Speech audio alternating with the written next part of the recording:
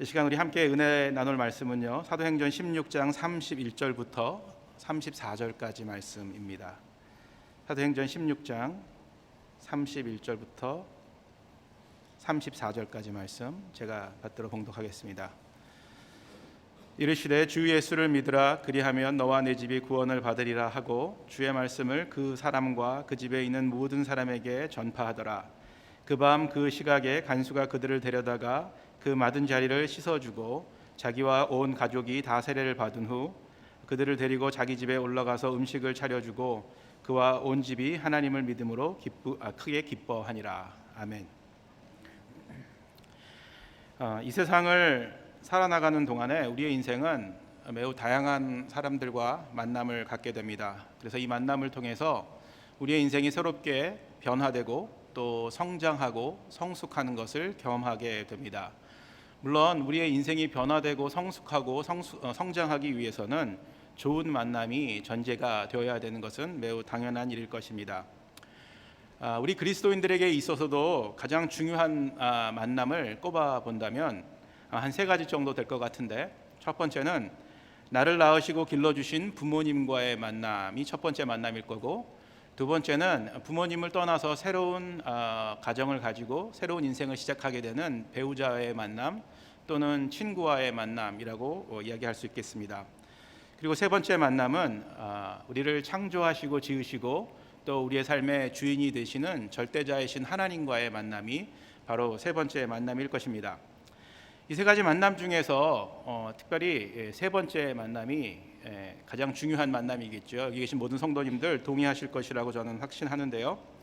이 세 번째 만남은 내 인생의 주인이시고 또 구원자 되시는 예수님을 통해서 이 세상과 나를 창조하시고 또 나를 이끌어 가시는, 또 세상을 운행해 가시는 주인이신 하나님 아버지를 만날 수 있게 되는 그런 만남이기 때문에 이 세 번째 만남인 예수님과의 만남은 매우 중요한 만남이 아닐 수가 없습니다. 각각의 만남, 이 세 가지의 만남들이 독특한 특징을 가지고 있죠.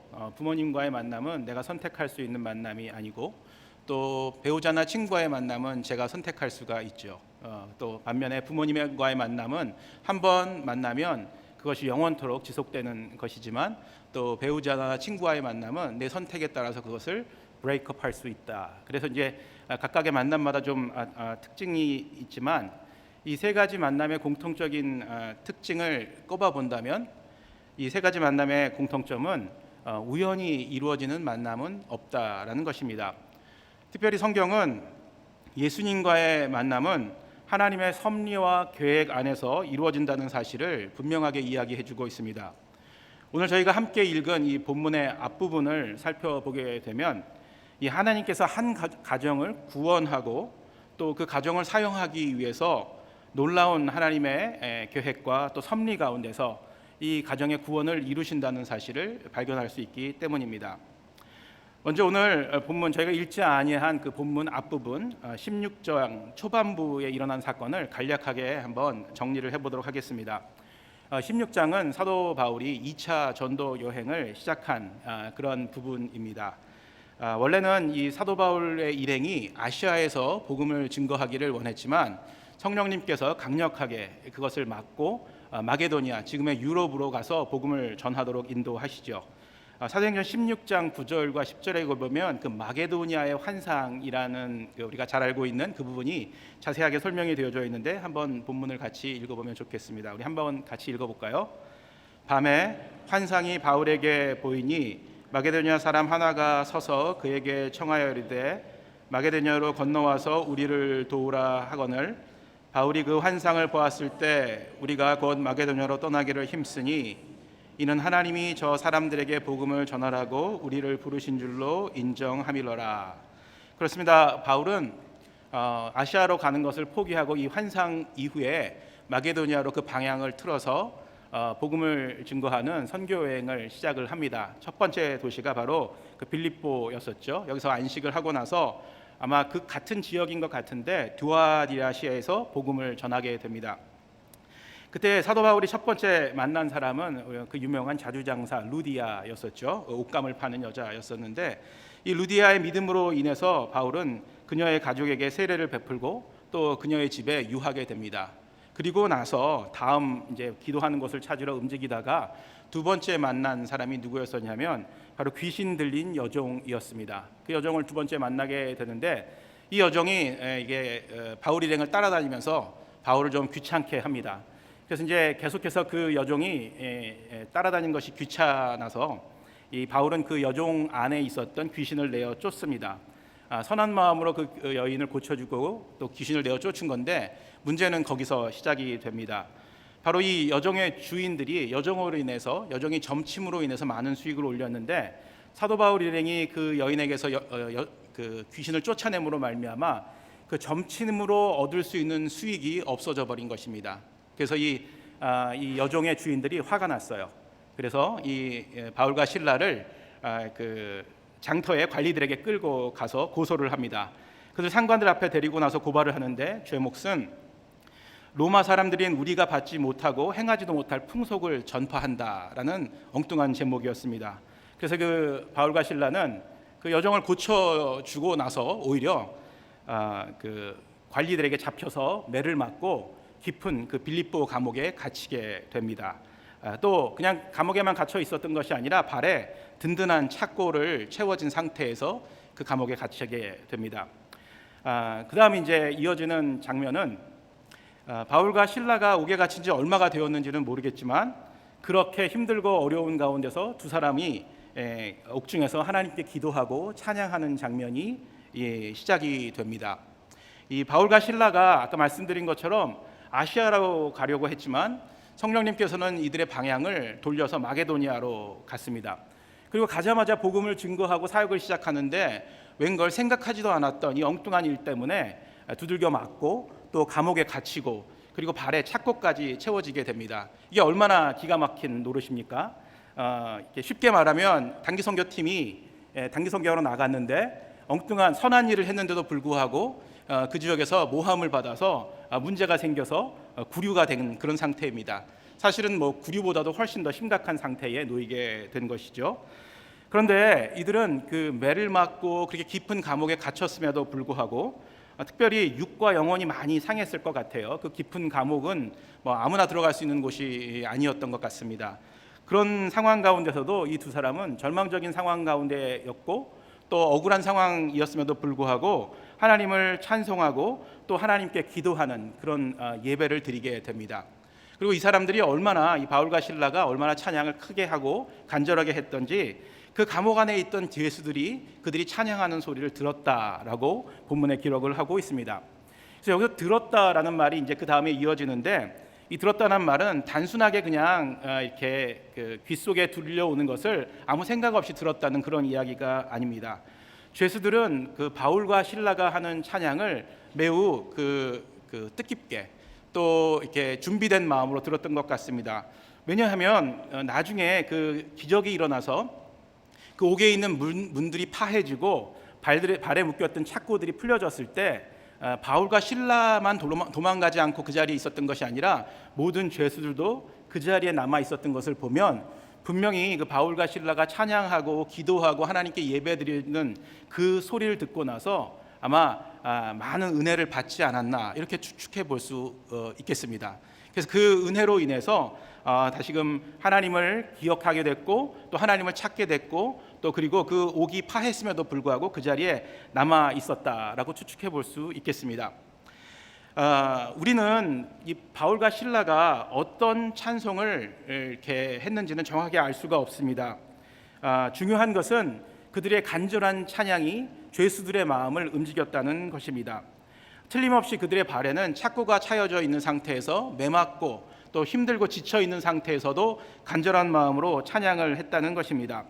아마도 추측해 본다면 바울과 실라가 부른 찬송은 속박 가운데서도 완전한 자유함과 만족함 가운데서 나오는 하나님을 온전하게 찬양하는 찬양이었다라고 생각이 됩니다. 사실 이런 상황에서 우리가 찬양을 한다는 것은 쉬운 일이 아니죠. 옥문이 열리고 석방되었을 때는 물론 기쁘게 찬양할 수 있을 것입니다. 그러나 상황이 정말 호전되지 않는 그런 어려운 상황 가운데서 언제 그 감옥을 나갈지도 모르는 상황 가운데서 이렇게 찬양할 수 있다는 것은 이 바울과 실라가 특별한 믿음이 있었다라는 사람이라는 것을 증명해주고 있는 것입니다. 또 이들이 찬양할 수 있었다는 것은 하나님과의 특별한 교제가 있었기 때문에 이런 상황 가운데서도 하나님을 찬양할 수 있었다라는 것입니다. 오늘 이 자리에 나오신 우리 성도님들도 이 설교가 있기 전에 하나님을 열심히 찬양을 했죠. 이 찬양한다는 것이 그냥 단순히 곡조만 읊조리는 것이 아니지 않습니까? 정말 하나님과의 깊은 교제를 통해서 하나님께서 우리에게 주시는 은혜를 체험하고 또 하나님께서 오늘도 살아계셔서 우리를 돌보시고 인도하시는 것에 대해서 감사하고 기뻐할 때 우리가 하나님을 진정으로 찬양할 수 있다는 것입니다.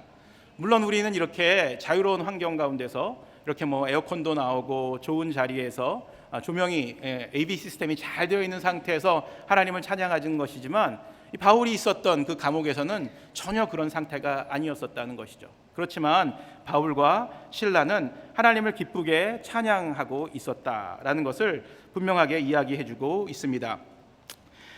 그들의 체험은 그리스도인들의 놀라운 승리를 보여주는 것이며 진정한 그리스도인의 삶의 자세가 어떤 것인가를 보여주기 때문에 이들의 모습을 우리 마음속에 깊이 간직해야 될 이유가 있을 것입니다.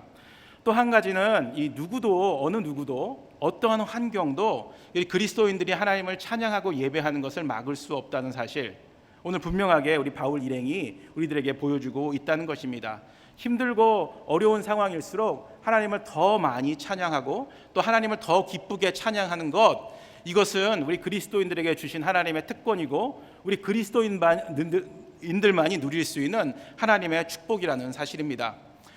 축복하기는 힘들고 어려운 순간이 닥쳐올수록 하나님을 찬양하는 일, 또 하나님 앞에 기도로 나가는 일을 멈춰서는 안 될 것입니다. 아마 많은 분들 경험을 해보셨을 것이라고 저는 확신하는데, 힘들고 어려운 순간에 하는 찬양이야말로 우리를 소생시키시고 또 우리를 변화시키는 능력이 있다는 사실을 분명히 기억하고 계실 것입니다. 이번에 우리 도미니칸 리퍼블릭에 우리 그 성도님들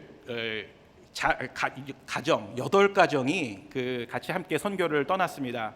처음 저희 교회에서 해보는 이 선교였었는데, 이 가족이 함께 선교를 간다는 게 쉬운 일은 아니지 않습니까? 물론 기간이 길지는 않았지만 그래도 8가정이 헌신을 하고 엄마 아빠 그리고 아이들이 함께 선교 훈련도 한 6개월 정도 받고 또 일주일간 선교 여행을 떠났습니다. 근데 이 도미니칸 리퍼블릭이 저희가 간 그 기간이 매우 더운 날씨가 지속되는 기간이었습니다. 한여름에 갔는데 거의 매일 90도에서 100도 가까이 되는 아주 폭염이 있었다고 합니다.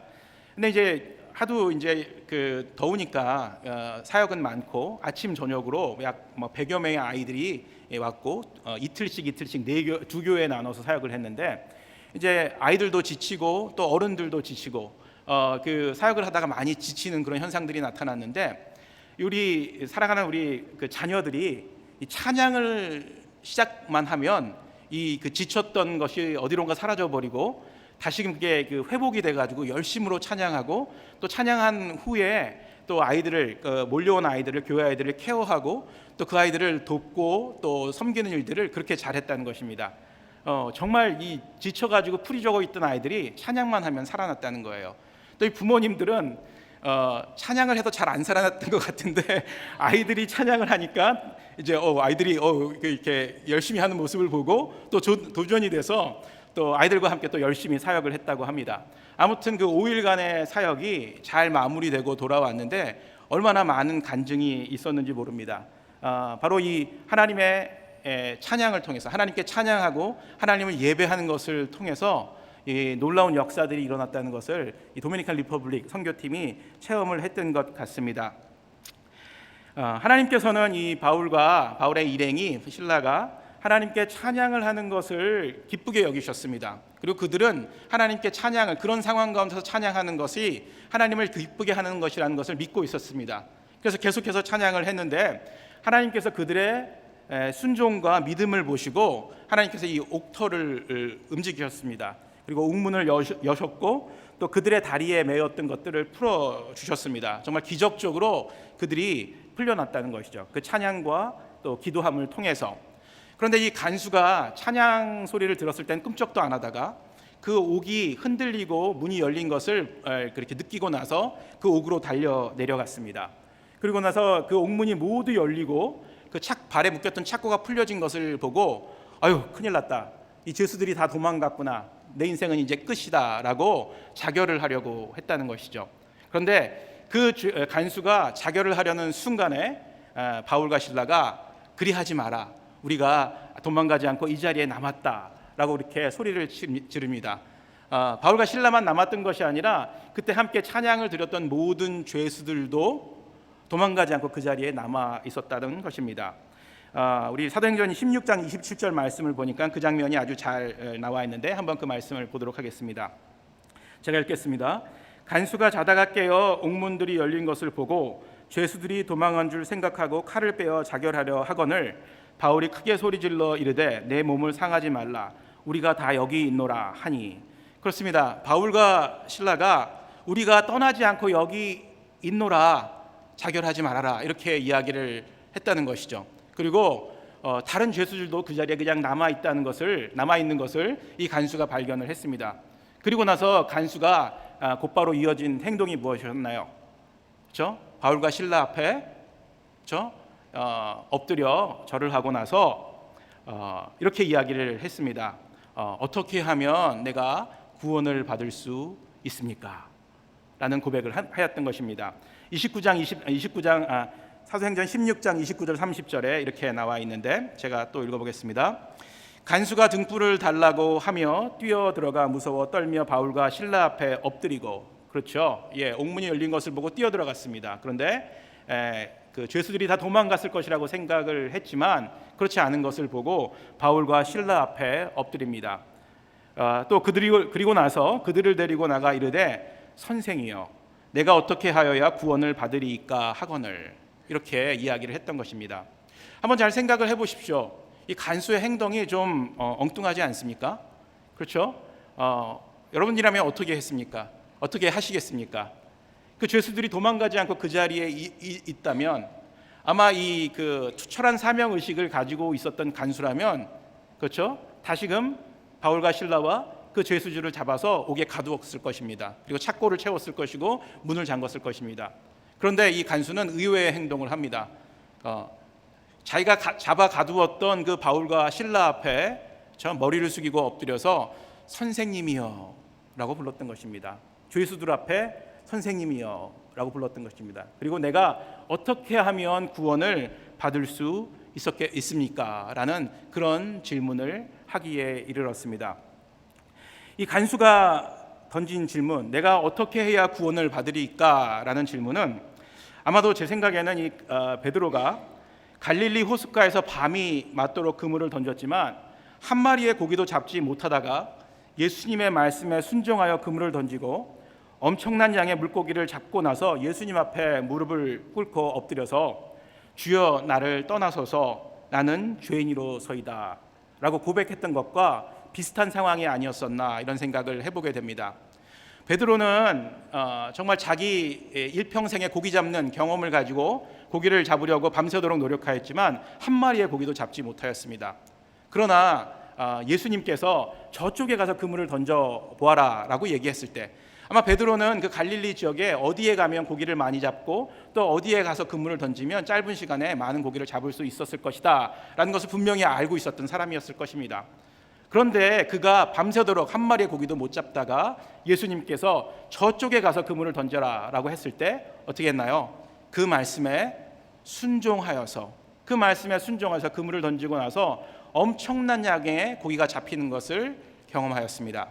그리고 나서 순간적으로 이 예수가 보통 사람이 아니구나, 사람이 아니고 바로 하나님이다 라는 사실을 순간적으로 베드로가 깨달았던 것입니다. 그래서 이 예수님 앞에 엎드려서 주님 나를 떠나소서, 나는 죄인으로서이다 라고 고백할 수 있었다는 것이죠. 바로 예수님이 어떤 분이신가를 분명히 알았기 때문에 그런 고백이 나올 수 있었다는 것입니다.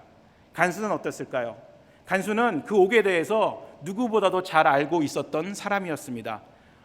옥이 너무 깊고 어두웠기 때문에 어느 누구도 그 옥에 함부로 접근할 수가 없었고, 그 옥에 닫혀진 문과 사람들의 발에 있었던 착고를 풀 수 있는 사람이 간수 말고는 없었다는 사실을 분명히 알고 있었습니다.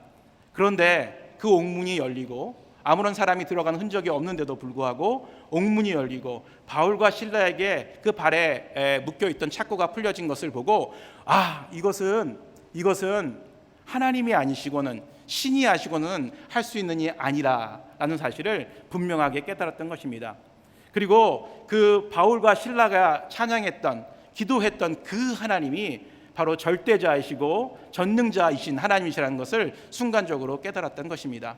그리고 그 앞에 엎드려 선생님이여 바울과 실라에게 이렇게 고백했던 간수의 모습, 한번 우리가 마음속에 담아봤으면 좋겠습니다. 이 간수는 바울과 실라를 만나기 전까지는 로마 황제의 충성을 다하는 로마의 관리였습니다. 그러나 그리고 이 간수는 바울과 실라가 잡혀왔을 때, 관리들에게 잡혀왔을 때 분명히 그들의 옷을 벗기고 매질을 하라고 명령했던 사람이었을 가능성이 많은 사람입니다. 그렇죠. 그 옥에서 가장 높은 사람이었기 때문에. 그렇기 때문에 나중에 바울과 실라를 자기 집으로 초청하지 않습니까? 그리고 어떻게 했죠? 바울과 실라의 맞은 부분을 닦아주었다고 이야기를 합니다. 양심의 가책을 느꼈던 거예요. 자, 그런데 이런 사람이, 로마의 관리였던 이 사람이, 그렇죠, 바울과 실라 앞에서 무릎을 꿇었던 것입니다. 그 사람의 눈에는 바울과 실라가 더 이상 죄수가 아니었습니다. 그리고 평범한 보통 사람이 아니었다라는 사실을 깨닫게 된 것입니다. 그리고 그 앞에 무서워 떨며 180도 바뀐 모습으로 선생님이여 내가 어떻게 하면 구원을 얻을 수 있겠습니까? 나의 죄가 어떻게 하면 사함을 받을 수 있겠습니까? 라고 고백을 했던 것입니다. 그리고 나서 바울은 그 간수에게 곧바로 복음의 핵심을 전합니다. 바울이 전한 그 간수에게 전한 복음의 핵심이 무엇이었을까요? 오늘 저희가 함께 읽었던 본문에 나와 있죠. 16장 31절 말씀 다시 한번 같이 읽겠습니다. 이르되 주 예수를 믿으라 그리하면 너와 내 집이 구원을 받으리라. 주 예수를 믿으라. 아멘이시죠? 주 예수를 믿으라 그리하면 너와 내 집이 구원을 받을 수 있을 것이다 라고 이야기를 하신 것입니다. 간수는 이 복음의 핵심을 자기 삶 속에 받아들였습니다. 그리고 바울과 실라를 자기 집으로 데리고 가서 자기뿐만이 아니라 모든 가족에게 복음을 듣게 하고 그 가족이 세례를 받을 수 있도록 그렇게 요청을 했고, 그 가족이 송두리째 바울이 선포했던 것처럼 그 간수와 가족이 세례를 받음으로 구원을 받을 수 있게 되었던 것입니다. 만일 이 점치는 오늘 이 스토리에서 이 점을 쳐서 자기의 주인들에게 수입을 올려주었던 그 귀신 들린 여종이, 그렇죠? 그 여종에게서 귀신이 빠져나가지 않았더라면, 또 그러므로 말미암아 그 주인들이 이 바울과 실라를 고소하지 않았더라면 이 간수의 삶은 어떻게 되었을까요? 두 번째, 그 옥문이 열렸을 때, 착고가 파해졌을 때 바울과 실라가 만약에 36개 주랭랑을 쳤다면 저는 아마 그렇게 했을 것 같아요. 그 옥문이 열렸을 때 도망갔었을 것 같아요. 그런데 만약에 바울과 실라가 그 자리를 지키지 않고 도망갔었더라면, 그 죄수들이 그 자리에 없었더라면 이 간수와 간수의 가족의 운명은 어떻게 되었을까요? 아마 분명히 간수는 자결을 했을 것이고, 간수의 가족들은 예수 그리스도를 영접할 수 있는 기회를 얻지 못했을 것이죠. 그런데 하나님께서는요 아시아로 가려고 했던 바울과 실라를 어떻게 하셨나요? 마게도니아로 갈 수 있도록 허락하셨고 인도하셨고, 또 가자마자 그 점치는 그 여종 때문에 감옥에 갇히게 하셨고, 또 그 감옥에서 함께 찬양하고 하나님께 기도할 때 그 찬양과 기도를 죄수들이 들음으로 말미암아 옥문이 파했을 때 그 자리에 모든 사람이 머물러 있도록 하셨던 것입니다. 누구를 위해서? 간수를 위해서. 그리고 그 간수의 가족의 구원을 위해서 하나님께서 그렇게 계획하시고 섭리하셨던 것입니다. 이 간수의 가족이 확실히 모두가 구원받는 것은 확실합니다. 그런데 이 간수의 가족이 그 뒤에 어떻게 신앙생활을 했는지는 자세한 기록이 없습니다. 그런데 추측해 보기로는 아마도 이 자주장사 루디아와 이 간수가 최상의 투톱이 되어서 이 빌립보 교회를 정말 부흥케 하지 않았을까라는 추측을 해보게 됩니다. 이런 경험을 해본 사람이 어디로 가겠습니까? 그 교회에 남아서 교회를 부흥시키고 또 날마다 믿는 사람의 수를 더하지 않았겠습니까? 하나님께서는 이 빌립보 교회를 세우시고 부흥시키고자 루디아를 준비시키셨고 또 그 귀신 들린 여종을 준비시키셨고 또 그것을 통해서 이 간수와 간수의 가정을 구원시키셨던 것입니다. 분명히 바울과 실라에겐 옥에 갇히고 착고에 묶이는 것이 힘들고 고통스러운 경험이었을 것입니다. 아마 어쩌면 피하고 싶었을지도 모릅니다.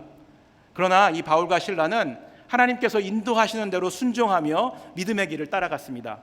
그리고 그 깊은 감옥에 서서 힘들고 어려운 순간에서도 하나님을 찬양하고 예배하는 순종과 믿음의 삶을 살았던 것입니다. 하나님께서는 이 사람들의 순종을 통해서 또 하나님의 전적인 역사를 통해서 이 간수와 간수의 가족들의 인생을 역전시키는 드라마를 만들어내셨던 것입니다. 이 간수의 인생이야말로 하나님 손에 놓여 있었던 것입니다. 하나님께서 전적으로 섭리하시지 않았다면 어떻게 이 간수가 예수님을 만나고 바울과 실라를 통해 예수님을 만나고 인생이 변화되는 놀라운 역사를, 인생 반전의 역사를, 인생 그 역전의 경험을 할 수가 있었겠습니까? 하나님은 아직도 그래서 하나님의 사람들을 통해서 이런 귀한 일들을 행해 나가시기를 원하고 계십니다. 저도 역시 마찬가지고 여기 계신 여러분들도 마찬가지지만 예수 그리스도의 만남을 통해서 우리가 구원을 받고 하나님의 자녀가 된 것은 결코 우연이 아닐 것입니다. 이 자리에 있다는 이 자체가 하나님께서 창세전부터 우리를 택하시고 준비시키셔서 우리를 하나님의 자녀로 만들어주시고 이 자리에 있게끔 하셨다는 것입니다.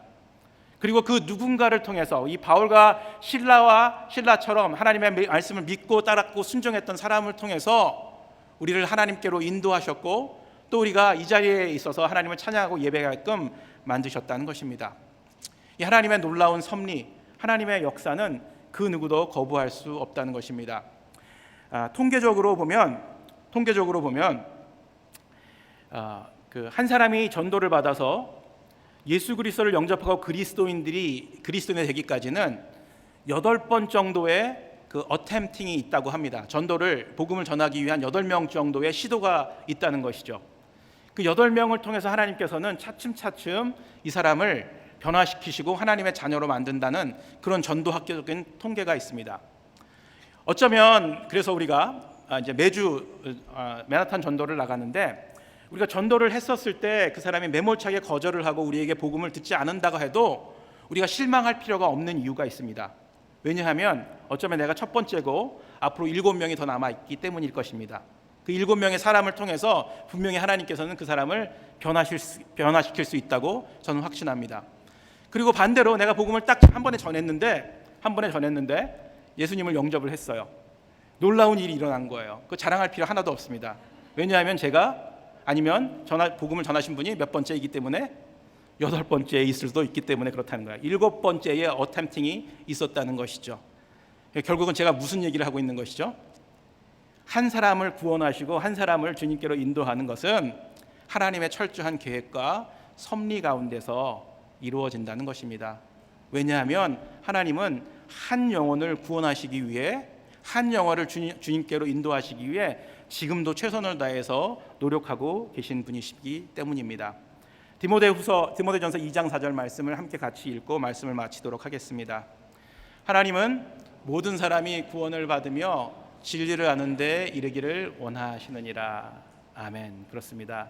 이 자리에 있는 분들만 구원받고 진리를 알게 원하는 것이 아니라 이 자리에 없는, 교회에 없는 모든 사람들에게 하나님의 복음이 선포되고 그들이 인생이 역전되는 것을 경험하고 주님 앞에 돌아오기를 원하신다는 사실, 이것이 하나님께서 오늘 이 말씀을 통해서 우리에게 주는 메시지입니다. 구원은 하나님 손에 있습니다.